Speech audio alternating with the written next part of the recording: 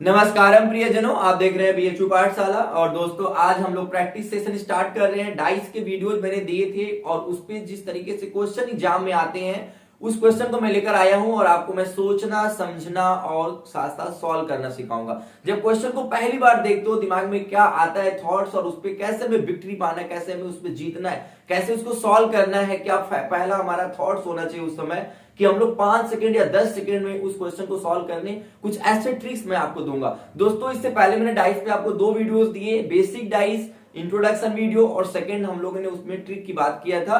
पहले में हम लोगों ने स्टैंडर्ड डाइस और जनरल डाइस को आइडेंटिफाई करना सीखा था, जो कि एक पब्लिक वीडियो था, उसका लिंक डिस्क्रिप्शन में और आई बटन में ऊपर आपको दिख जाएगा। सेकंड पार्ट में हम लोगों ने जो प्राइवेट था, जो पेड मेंबर को दिया था, जो लोग भी पेड मेंबर ज्वाइन करना चाहते हो इस नंबर पे कॉल करके अच्छे से प्रॉपर वे में अगर पढ़ाई करना चाहते हैं, गाइडेंस के थ्रू डेली बेसिस पे प्रैक्टिस सेट सॉल्व करना चाहते हैं, तो टेस्ट सीरीज ज्वाइन करें और बीएचयू पाठशाला के पूरा कोर्स ज्वाइन करें। बड़ा ही नॉमिनल फी में आपको प्रोवाइड कराएंगे। सेकंड पार्ट में हम लोगों ने क्या सीखा? सेकंड पार्ट में हमने देखा कि जब एक ही डाइस के 2 पोजीशंस दिए हों और उसमें अलग अलग फेस पे अलग अलग कॉमन नंबर अगर हमें मिल जाए तो उसको कैसे सॉल्व करेंगे, या 2 कॉमन नंबर मिल जाए तो कैसे सॉल्व करेंगे। बहुत सारे बच्चों ने देखा भी होगा। आई थिंक जब तक मैं इंट्रोडक्शन करा रहा हूं तब तक बहुत सारे बच्चों ने ऐसे क्वेश्चंस के आंसर भी अब तक दे दिए होंगे। कोई बात नहीं है, अच्छा लगा। और जिनको नहीं आ रहा है वो इस वीडियो को पूरा लास्ट तक देखिए, उनको 100% श्योर है कि मैं गारंटी लेता हूं उनको आ जाएगा।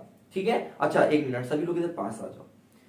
एक बड़ा ही गुड न्यूज ये है कि यहां से एक क्वेश्चन आता है, ध्यान देना। ओके, अब देखो जो पहला क्वेश्चन है वो कैसे बनेगा। देखते ही दिमाग में क्या थॉट आ रहा है, क्या कि हमें किसी डाइस के 3 फेसेस दिख रहे हैं और वहां से हमें 3 नंबर दिख रहे हैं।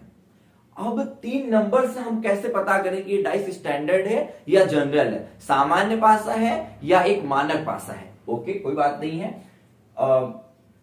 अब इसको देखने के बाद सबसे पहले मैं नंबर की एडिशन करता हूं, तो 6 2 8 ओके, 6 3 9 ओके, 3 2 5 ओके।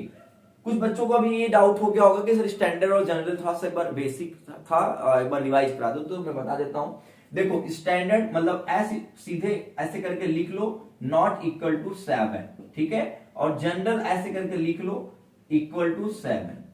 जी का ऐसे भी प्लेस वैल्यू क्या होता है मेरे को एक बार बताना। तो ये A B C D E F G ऐसे भी 7 होता है और यहां पे भी 7 है। मतलब जब किसी भी डाइस के फेसेस के 2 नंबर के एडिशन 7 हो जाए तो वो डाइस क्या हो जाएगा? जनरल हो जाएगा। और यहां पे क्या हमें किसी भी डाइस के एडिशन 2 नंबर का 7 आ रहा है क्या?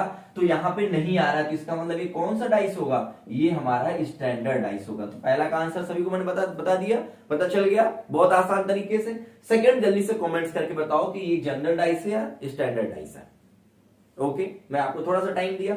अब मैं एडिशन करता हूं, 6 2 8 2 1 3 6 1 7। मतलब यहां पे 6 प्लस 1 की वैल्यू क्या आ रही है? 7 आ रही है। मैंने यहां आपको बताया कि जब किसी 2 नंबर के एडिशन गिवन 3 फेसेस वे जो नंबर है अगर 7 आ जाए तो वो नंबर क्या हो जाएगा? वो डाइस क्या हो जाएगा? वो डाइस जनरल हो जाएगा। अब मैं आपको एक बार थोड़ा सा और क्लियर कर दूं कि ये कैसे मैं बात कर रहा हूं। देखो, स्टैंडर्ड डाइस जो महाभारत में खेला गया डाइस है उसकी मैं बात कर रहा हूं, जो आज भी हम लोग खेलते हैं हार्ड कॉपी में। आजकल तो सॉफ्टवेयर मोबाइल में भी आ गया है लूडो, तो वो उसी लूडो की बात कर रहा है। लूडो में जो रहा होगा वो यही वाला रहता है। इसमें क्या होता है? इसमें 6 का अपोजिट 1 होता है, 4 का अपोजिट 3 होता है और 5 का अपोजिट 2 होता है। इसी पैटर्न को फॉलो करता है। आप देखोगे तो यहाँ पे ऐसा कोई भी नंबर नहीं है जो कि अपोजिट नंबर सामने दिख रहा हो। जाहिर सी बात है कि 6 और 1 सामने नहीं हो सकता, तो क्या 6 एक साथ यहाँ पे है? नहीं है। 6 है तो 1 नहीं है। 4 और 3 एक साथ नहीं हो सकता, 4 और 3 यहाँ पे एक साथ नहीं है। 2 और 5 एक साथ नहीं हो सकता, 2 और 5 यहाँ पे एक साथ नहीं है। तो इसका मतलब ये एक स्टैंडर्ड डाइस के डेफिनेशन को क्या कर रहा है? फुलफिल कर रहा है। इसीलिए ये डाइस क्या है? स्टैंडर्ड है। उसी तरीके से मैंने सेकेंड क्वेश्चन में क्या देखा, यहां पे 6 और 1 7 हो जा रहा है, और यहां पे 6 और 1 क्या है? अपोजिट होना चाहिए। किसके लिए? स्टैंडर्ड डाइस के लिए। और स्टैंडर्ड डाइस से नहीं है तो इसका मतलब कौन सा डाइस है? जनरल डाइस है। जब किसी 2 नंबर का एडिशन गिवन फेसेस पे जो नंबर है उनका 7 हो जाए तो डाइस कौन सा हो जाएगा? जनरल हो जाएगा। अब उस बेसिस पे आप तीसरा और चौथा तो आंसर कर ही सकते हो। हाँ, तो तीसरा बस तुरंत देख के बताओ। अब मेरे को 2 सेकेंड बताओ क्या हो जाएगा? 4 3 7। अगर 7 हो गया तो इसका मतलब ये डाइस कौन सा है? जनरल। चौथे में देखो तो 4 1 5, 4 2 6, 2 1 3। यहां पे किसी का भी एडिशन 7 नहीं है तो इसका मतलब ये डाइस कैसा है? स्टैंडर्ड है। बहुत बहुत बहुत अच्छे तरीके से हम लोगों ने सॉल्व कर लिया। अब देखो यहाँ पे जो डाइस आपको बस एक सिंगल डाइस देके जब क्वेश्चन पूछेगा तो कभी भी जनरल वाला नहीं देगा। कभी कभी क्वेश्चन क्या होता है, सीधे सीधे क्वेश्चन ई वाला दे देगा, ये दे देगा, बोलेगा कि 6 के अपोजिट क्या होगा, 6 के अपोजिट क्या होगा बोलेगा, तो क्या आंसर होगा मेरे को बताओ। या फिर आपको इस वाले में बोल सकता है कि 4 के अपोजिट क्या होगा। कभी भी आपको जनरल वाले में नहीं देगा, क्योंकि जनरल में क्या है, नंबर फिक्स नहीं रहता है। लेकिन हम लोग ने स्टैंडर्ड में ये चीज जान लिया है पहले से बाय द डेफिनेशन कि 6 का अपोजिट 1 होता है, 4 का 3 होता है, 5 का 2 होता है। इसकी बेसिस पे हम लोग इस डाइस को देख के जब ये पता कर लेंगे कि ये डाइस स्टैंडर्ड है तो हम लोग 4 का अपोजिट 3 लिख सकते हैं यहाँ पे। उसी तरीके से मैं यहाँ पे आपका 6 का अपोजिट 1 लिख सकता हूं। तो इस तरीके से ऐसे क्वेश्चंस अगर आपके एग्जाम में आते हैं तो आप मुश्किल से 5 सेकंड में सॉल्व कर लोगे। दोस्तों अब मैं बात करता हूं 5वां, 6वां, 7वां और 8वां 4 क्वेश्चन का। इसको देखो और थोड़ा आइडिया लगाओ कि कैसे सॉल्व होगा। चलिए मैं 5वें से स्टार्ट करता हूं। 5वें क्वेश्चन में आप देख रहे होगे कि यहाँ पे कोई ये दोनों, पहली बात तो मैं क्लियर कर दूं कि ये दोनों एक ही डाइस के दो अलग अलग फिगर हैं। ये दोनों एक ही डाइस हैं, दोनों के अलग अलग पोजीशन गिवन है। इसको सॉल्व करने के लिए, तो सॉल्व करने से पहले क्वेश्चन पूछना पड़ेगा। तो मैं यहाँ पे आपसे पूछ लेता हूं, आपको बताना है कि 4 का अपोजिट क्या होगा।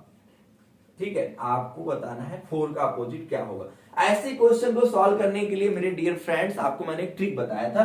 ट्रिक ये था कि इसमें देखो कि कोई ऐसा नंबर है जो दोनों में है। तो यहाँ पे मुझे दिख गया था कि 3 और 3 दोनों में कॉमन है। तो मैंने फिगर फर्स्ट में 3 नोट कर लिया और मैंने क्लॉकवाइज रोटेट करा दिया पहले फिगर को। तो यहाँ पे क्लॉकवाइज रोटेट कराने में 2 आया, 2 के बाद 4 आया, तो मैंने 2 लिखा और उसके बाद मैंने यहाँ पे 4 लिखा। फिगर 2 लिया मैंने, फिगर 2 लेने के बाद मैंने 3 लिखा और क्लॉकवाइज रोटेट कराया तो क्या आया, 1 आया और उसके बाद यहाँ पे 6 आया। और मैंने फिर आपको क्या दिखाया, मैजिक। क्या दिखाया, मैजिक। और वो जादू क्या है कि जो 2 के नीचे आया वो 2 का अपोजिट, जो 4 के नीचे आया वो 4 का अपोजिट। इसका मतलब 4 के अपोजिट में क्या आएगा, 6 आएगा। Answer will be 6।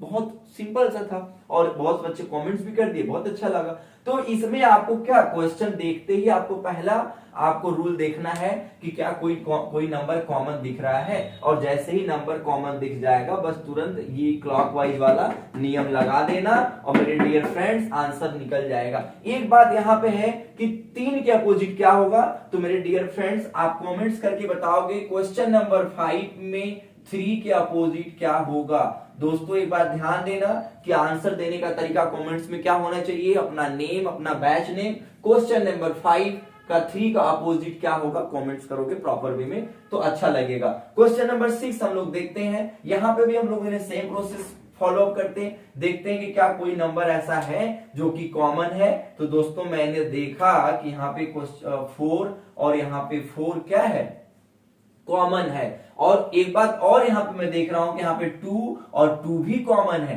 तो इसका मतलब इसमें कौन सा रूल लगेगा, सेकंड टाइप रूल लगेगा, जो मैंने कल आपको कि सेकंड में सेकंड टाइप बताया था उसमें ये रूल लगेगा। और इस रूल में क्या होता है कि जब कोई 2 नंबर्स दिख जाए एक ही डाइस में कॉमन, तो बचे हुए रिमेनिंग नंबर एक दूसरे के क्या हो जाते हैं, अपोजिट हो जाते हैं। तो इसका मतलब 1 का अपोजिट 6 होगा और 6 का अपोजिट 1 होगा। जो भी क्वेश्चन पूछा होता, तो मैंने आपसे इसमें क्वेश्चन नहीं पूछा था, बस मैंने आपसे सीधे कंसेप्ट बता दिया। लेकिन अब मैं आपको इसमें क्वेश्चन पूछ लेता हूं और वो क्वेश्चन इस वाले क्वेश्चन पे मैं पूछ लेता हूं, ठीक है। तो आपको यहाँ पे दिख रहा है क्या कि कोई नंबर कॉमन है, तो ये मुझे लग रहा है फिर से पहले टाइप में है। तो मैं आपको यहाँ पे पहले क्वेश्चन ही पूछ लेता हूं। आपको मेरे डियर फ्रेंड्स बताना है कि 5 के अपोजिट क्या होगा। चलो बताओ, क्वेश्चन नंबर 7 मैंने पूछा है कि 5 के अपोजिट क्या होगा। अब मेरे डियर फ्रेंड्स जल्दी से कमेंट्स करो और बताओ कि 5 के अपोजिट क्या होगा। अब देखो इसमें सबसे पहले मुझे देखना है कि कौन सा नंबर कॉमन है। तो 1 इज कॉमन, 1 इज कॉमन। देखो इस क्वेश्चन में थोड़ा सा मैंने डाइस का जो फॉर्मेट है बनाने का वो चेंज कर दिया। इसमें मैंने फ्रंट ऊपर कर दिया, ठीक है। और जैसे यहाँ पे बनाने का तरीका था डाइस का, वो यहाँ पे मैंने थोड़ा सा चेंज किया है कि आपको डाइस के अलग अलग फिगर देखने को मिल सकते हैं 3D फॉर्मेट में, अलग अलग पोजीशन से पिक लिया हुआ।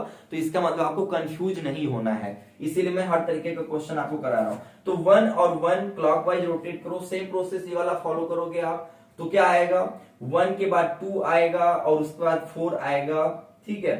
ये आपका फिगर बनेगा कुछ इस तरीके से, और यहाँ पे रोटेट कराओगे तो यहाँ पे आ जाएगा 1 के बाद 3 और उसके बाद आ जाएगा 5। मतलब मैजिक में क्या निकला, जादू ये बोलता है कि 4 के नीचे 5 और 2 के नीचे 3। मैंने पूछा किसका था, 5 के अपोजिट, तो आंसर विल बी 4, क्योंकि 5 और 4 एक दूसरे के क्या है, अपोजिट है। उसी तरीके से क्वेश्चन नंबर 8 आप सॉल्व करो मेरे डियर फ्रेंड्स, और इसका जल्दी से मेरे को आंसर बताओ। देखो ये क्वेश्चन मैंने थोड़ा सा ट्रिकी बनाने की कोशिश किया है। इस क्वेश्चन मैंने नंबर रिप्लेस करके क्या कर दिया, सिंबल। आपसे इंग्लिश अल्फाबेट और बहुत सारे फंक्शन जो नंबर्स होते हैं जैसे अल्फा, बीटा, गामा और ऐसे क्वेश्चंस, डॉलर हो गए, रुपीज हो गए, तो इस तरीके से सिंबल्स यूज करके भी क्वेश्चन पूछ सकता है। मैं आपसे इसमें जो पूछना चाह रहा हूं वो है एट द रेट के अपोजिट में क्या होगा, एट द रेट के अपोजिट में क्या होगा, मेरे को कमेंट्स करके बताओ डियर फ्रेंड्स। मेरे दोस्तों 8वां नंबर क्वेश्चन कैसे सॉल्व करोगे, सेम प्रोसेस फॉलो करोगे। हम लोग इसमें देख रहे हैं कि कौन सा ऐसा सिंबल है जो कॉमन है, तो मेरे को दिख रहा है कि फिगर 1 और फिगर 2 ये है। फिगर 1 में मैं देख रहा हूं कि हैशटैग जो है वो कॉमन है, यहाँ भी हैशटैग है, यहाँ भी हैशटैग है, तो हैशटैग से हम लोग क्लॉकवाइज रोटेट कराएंगे। फिर मेरा यहाँ पे स्टार आया और स्टार से रोटेट कराया तो मेरा क्या आया, डॉलर आया। उसी तरीके से मैं क्वेश्चन नंबर फिगर नंबर 2 लिया, फिर मैंने हैशटैग नोट किया और इसको भी क्लॉकवाइज रोटेट कराया, तो अल्फा और अल्फा से मैंने रोटेट कराया तो क्या निकला, एट द रेट। और मैंने जादू क्या देखा दोस्तों, जादू ये देखा कि एट द रेट और डॉलर एक दूसरे के अपोजिट निकल गए, तो dollar will be right answer मेरे डियर फ्रेंड्स। और इस तरीके से क्वेश्चन नंबर 8वां भी हमारा सॉल्व हो गया। दोस्तों इसमें कोई भी कंफ्यूजन है तो बेहिचक आप कमेंट्स कर सकते हो, मैं नेक्स्ट वीडियो में उसको इंप्रूव करूंगा। और दोस्तों आपको मैं फिर से एक बार बताना चाहूंगा कि आपको अगर प्रॉपर वे में डेली बेसिस पे प्रैक्टिस सेट सॉल्व करना है, डेली बेसिस पे वीडियोज वॉच करने हैं, नोट्स बनाने हैं, गाइडेंस चाहिए प्रॉपर वे में, तो साथ पढ़ें, साथ आगे बढ़ें। बेचू पाठशाला का कोर्स ज्वाइन करें, बड़ा ही नॉमिनल फी में आप ही के लिए बनाया गया है। उसमें हमें आप सहयोग तो हम आपको ज्ञान और जीने की कला देंगे। मुस्कुराते रहिए, मिलते हैं नेक्स्ट वीडियो में। Everyone please do like and do share, अपने एक मित्र को जरूर इस वीडियो का लिंक शेयर कीजिएगा जिससे वो भी कुछ सीखे। ठीक है, बाय बाय, मिलते हैं नेक्स्ट वीडियो में।